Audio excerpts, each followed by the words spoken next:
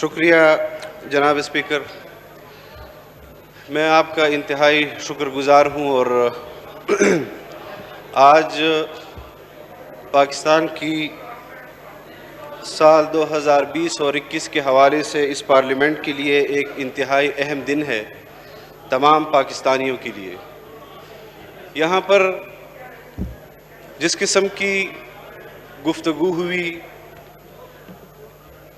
मैं समझता हूँ कि कम से कम आज के दिन इस किस्म की गुफ्तगू से इज्तनाब करना चाहिए था। बजट से तवज्जो हटाने के लिए और अवाम के सामने जितना हम इस पार्लियामेंट को बेतौकीर कर चुके हैं, मज़ीद हम इससे ज़्यादा और कितना अपने आप को बेतौकीर कर सकते हैं। यकीनन बजट के हवाले से तजावीज़ आपको अपोजिशन ने दी और कई रोज़ बजट के इजलास में अपोजिशन ने जिस संजीदगी का मुजाहरा किया, यहाँ पर इंतहाई मौजू तजावीज़ पेश की गई।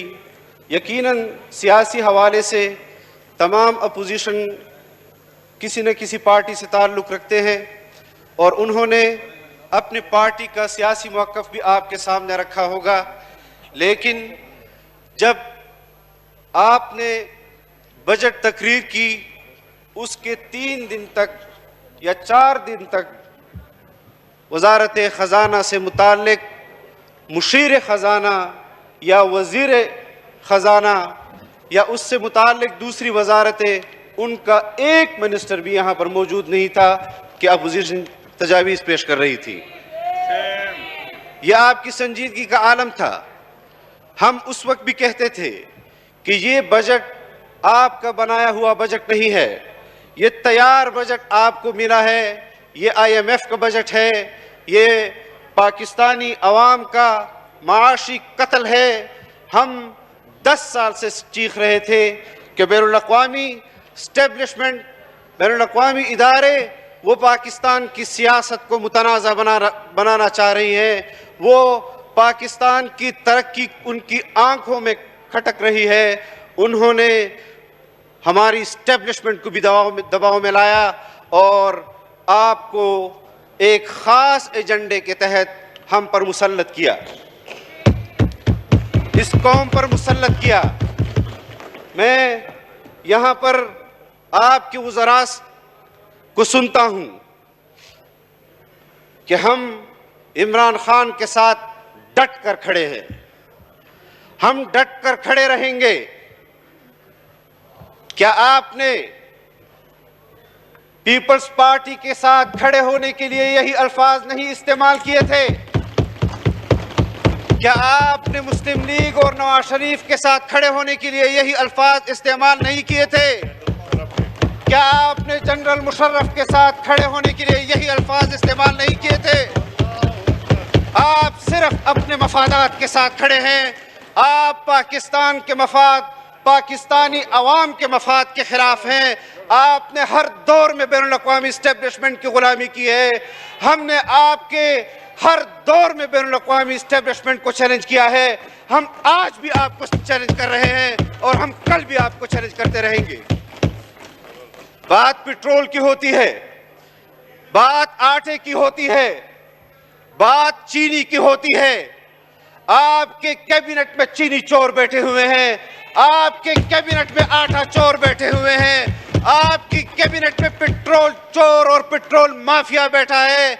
आपने तमाम माफिया को, जिन्होंने आपके लिए पैसा लगाया इलेक्शन में, आपने उनको सपोर्ट किया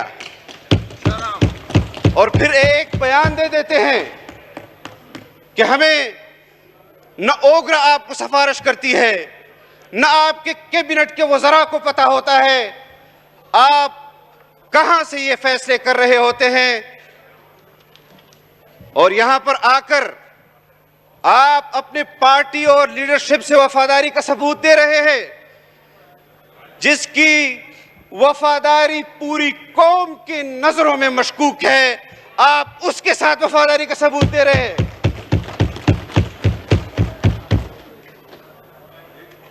इस किस्म की बातें न की जाएं। फौरन हमने अपोजिशन की हैसियत में, हमारा जो आदत है, हमने पार्लिमानी तारीख में इतनी संजीदा अपोजिशन नहीं देखी जितनी संजीदगी का मुजाहरा इस अपोजिशन ने किया है। अपोजिशन अराकीन जेलों में पड़े हैं, खुर्शीद शाह जेल में पड़ा है, जिन्होंने हमेशा हुकूमत और अपोजिशन के दरमियान पुल का किरदार अदा किया है इस पार्लियामेंट में, आज नहीं कई दिहाइयों से। लेकिन आपको जिद और अना में जिस किस्म के आपने मुकदमे बनाए, आपके वजीर आजम ने यहां खड़े होकर बात की कि हम अदल और इंसाफ की बात करते हैं। आपको राना सनाउल्लाह के खिलाफ तो इंसाफ चाहिए, आपको परवेज खटक के खिलाफ इंसाफ नहीं चाहिए, आपको जहांगीर तरीन के खिलाफ इंसाफ नहीं चाहिए, आपको हलीमा खान के खिलाफ इंसाफ नहीं चाहिए। यहां पर हमारे सामने आप इस किस्म की बातें करते हैं, हमें आपका किरदार मालूम नहीं है। फिनांस बिल पे बोले, बिल पे बोले जी, बिल के मुताज है, बजट इजलास है, बजट पे बोले, आप ऐसी तकरीर नहीं करें जी। जनाब डिप्टी स्पीकर, ये बजट आपके हुकूमत का बनाया हुआ बजट नहीं है। यहां पर खड़े होकर आपने आईन के साथ हल्फ उठाया है। आप हल्फन कह दें कि आपके वजीर आजम को इस बजट का पता है जो आपने पेश किया है। यहां हमें किस्से कहानियां सुनाने आ जाते हैं। इस्लाम की तारीख जो आपकी जुबान से हमने इस्लाम की तारीख सुनी है, अगर रियासत मदीना का तस्वुर भी आपके जहन में यही है जो आप कह रहे हैं, हमारे दिल लरस जाते हैं जिस किस्म की जुबान आप इस्लाम और इस्लामी तारीख के हवाले से करते हैं। रियासत मदीना की बात करते हैं। कौम को इस्लाम के नाम पर यहां इक्तदार में बैठने के लिए कितने लोगों ने धोखा दिया, हमने उन लोगों का धोखा नहीं खाया। आप तो उनकी अशरे अशीर भी नहीं है।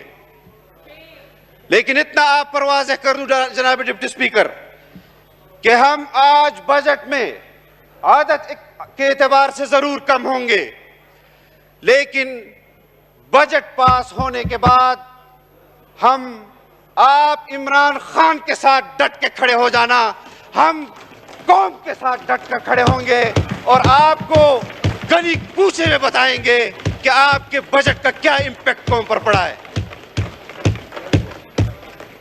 ये बजट आप पेश कर रहे हैं और फिर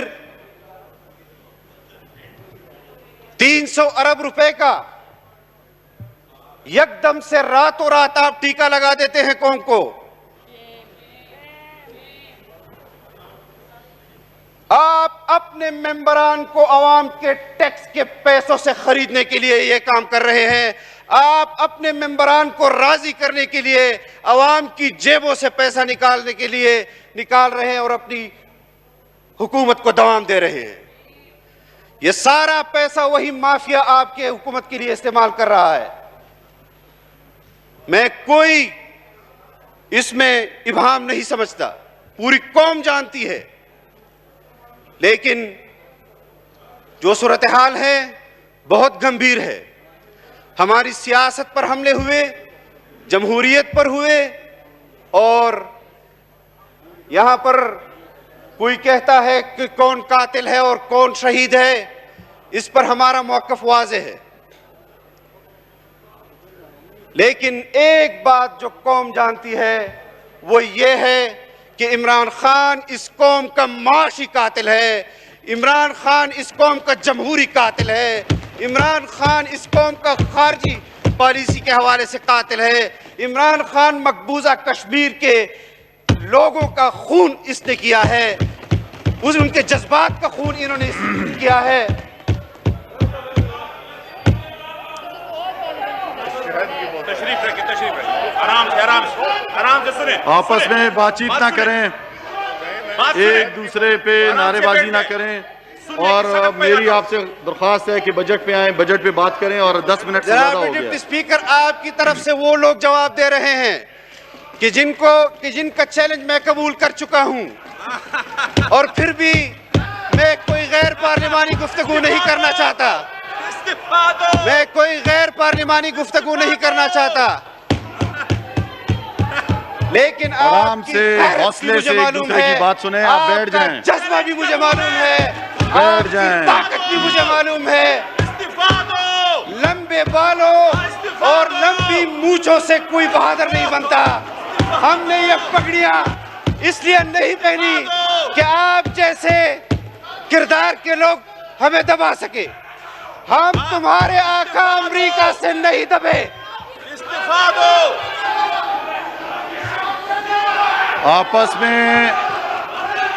आपस में नारेबाजी ना लगाएं। तमाम मौजूदा अरकान से मेरी दरख्वास्त है कि अपनी अपनी निशस्त पे बैठें, अपनी अपनी निशस्त पे बैठें। आप इस्तीफा दो, सब इस्तीफा दो। जनाब अपनी अपनी निशस्त पे बैठें। झूठ ना बोलो, ईवान में झूठ ना बोलो। जनाब पूरा करो। जनाब डिप्टी स्पीकर, यहाँ पर तमाम लोगों की तकरीरें सुनी गई, हमने सुनी, हमारे मेंबरान ने सुनी, जानते हुए भी कि आपके मेंबरान झूठ बोल रहे हैं, तब भी सुनी।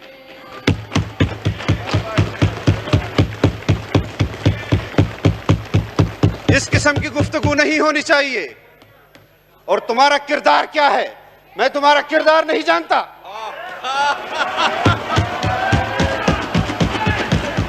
किसी पे जाती बात ना करें। आप बजट पे स्पीच करें। आपको ये जो माइक आपका ओपन है बजट पे स्पीच के लिए, किसी के खिलाफ जाती बात ना करें। किसी के खिलाफ कोई जाती बात नहीं होगी। ये माइक इसलिए नहीं दिया आपको कि आप किसी की जात पर बात करें। यहाँ पे बजट पे बात होगी, बजट पे बात करें। आप इनके मेंबरान को बिठाएं। हम आराम से बात कर रहे थे, किसी पर बात नहीं करें। आप किसी की जात पे बात नहीं करें, बजट पे बात करें। जनाब डिप्टी स्पीकर, बजट का आपको बजट के लिए ये मौका मिला है, बजट पे बात करें आप। जनाब डिप्टी स्पीकर, बनीगाला के रोडों पर मैं नहीं भाग रहा था। आप बजट पे बात करें। मैं बनीगाला के रोडों पर नहीं भाग रहा था। शहद की बोतलें किसकी गाड़ी से निकल रही थी पूरा पाकिस्तान जानता है। जनाब डिप्टी स्पीकर, हम संजीदा बात करते हैं, हमें संजीदगी से जवाब दिया जाए। हम शहाद के मफरूर, शहाद के मफरूर। हमने तमाम लोगों से गुजारिश है कि बैठें, सबको मौका मिलेगा, हर एक को मौका मिलेगा। मुख्तसर करें जी असद महमूद साहब, जनाब डिप्टी अपनी बात स्पीकर, मुख्तसर करें। मैं कह चुका हूं किसी न किसी की जात पे कोई बात नहीं करनी। उमर अयूब साहब, मैं आपका एहतराम करता हूं, हमेशा आप काबिल एहतराम रहे हैं हमारे लिए।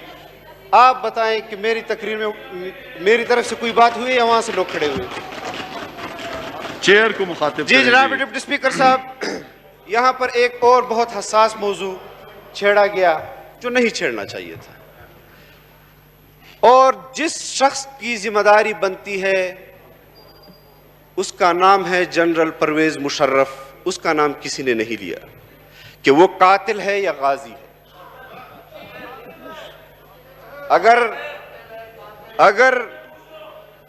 अगर हमारी पार्लियामेंट के अंदर इस पर अगर बहस होनी चाहिए और खुलकर बहस होनी चाहिए,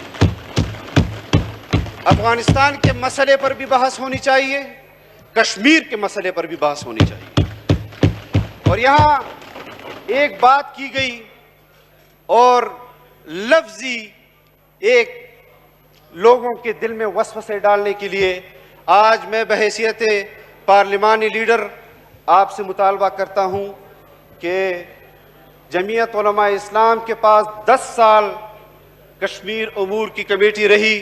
आप 10 साल का उनके अखराजात पार्लियामेंट में पेश करें, आप पेश करें और पिछले चेयरमैनों के साथ उनका मुआवजा करें। ये अब और आप मजीद धोखा नहीं दे सकते। ये राजा परवेज अशरफ जिसको अदालत ने और उन अदालतों ने जिनको आप सही अदालतें समझते हैं, उन्होंने उनको बरी किया।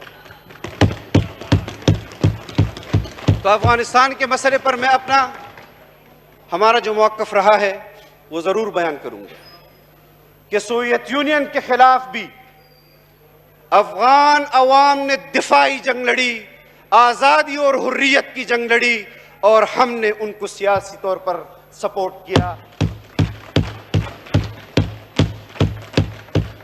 अमेरिका के खिलाफ तवील जंग लड़ी, हमने उनको सियासी तौर पर सही समझा कि वो हुर्रियत और दिफाई जंग लड़ रहे हैं। हमारे लिए अमेरिका की पॉलिसी मयार नहीं है कि अमेरिका किसी को शहीद कहेगा तो हम पर लाजिम है कि हम उसको शहीद कहें, और अमेरिका किसी को कातिल कहेगा तो हम पर लाजिम है कि उसको कातिल कहें। हम अब अपना मौक़िफ़ हक और सच और दलील के साथ देंगे, और हम देते आ रहे हैं। जनाब डिप्टी स्पीकर, ये बजट जिस पर हमने तवील बहस की और कश्मीर पर जिस किस्म की पॉलिसियां आपकी रही हैं, आप मुजफ्फराबाद जाते हैं तो हमें कहते हैं कि आज़ादी मार्च वालों ने कश्मीर इशू को पस मंजर में। खुदा के लिए झूठ मत बोलो कश्मीरियों से 70 साल तक झूठ बोलते आए हो, अब मजीद झूठ मत बोलो उनसे। उनकी भी नस्लें इस जंग में चली गई।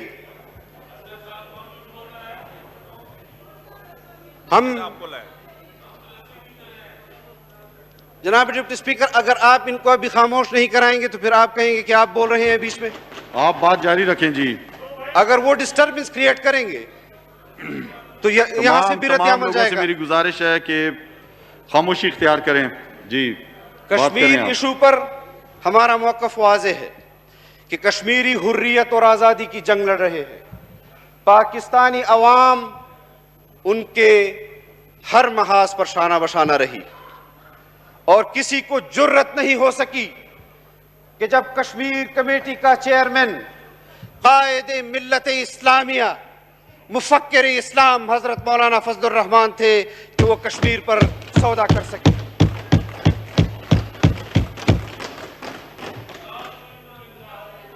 आप यहां पर आपने वजारत उमूर कश्मीर का वजीर जो बैठा है, इसको सिर्फ इतना ये हमें बता दे कि कश्मीर का मकबूजा कश्मीर का दारुल हुकूमत कौन सा है। उसका नहीं बता सकते, आजाद कश्मीर का ही बता दे।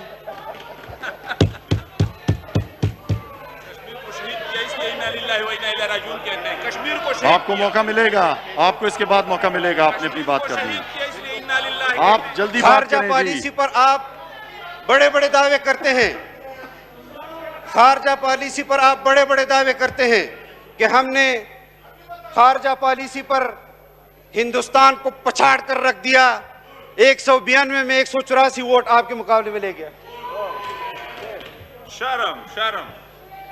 और फिर यहां से अगर कोई बात ऐसी होती है, जनाब डिप्टी स्पीकर मुकम्मल करें आप प्लीज। जनाब डिप्टी स्पीकर, ये तमाम चीजें, ये तमाम आलमी वबा कोरोना इस टाइम यहाँ पे जुड़ी हुई है। सारे लोग एक रिस्क के तहत यहाँ पे आए हुए हैं। हमने जो तय किया था 25%, उस पे भी अमल नहीं हुआ, और आज मजबूरन सब लोग आए हैं इस वोटिंग के लिए। तो आप अपनी बात मुख्तसर करें कि हम जो है वो वोटिंग की तरफ भी जाएं और लोगों को मौका भी मिल सके। नहीं करेंगे।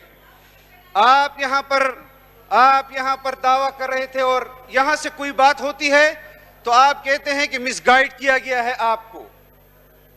आपने उस वक्त क्यों नहीं कहा? आपके वजीर आजम ने कहा कि हमने पिछली हुकूमतों के 5000 अरब रुपए का कर्जा माफ किया। आप खुद अपनी बजट तकरीर में अपने रेवेन्यू जो आपने हदफ रखा था आपका कितना है? कर्जे लेकर कर्जे माफ करते हो और कौम को धोखा देते हो कि हमने बचत करके और पिछली हुकूमतों का कर्जे माफ किए। ये ढोंग है। हम चीखते आ रहे हैं कि ये इलेक्शन ढोंग था, ये हुकूमत ढोंग है, और ये बजट भी ढोंग है। हम इस बजट को पहले ही मुस्तरद कर चुके हैं।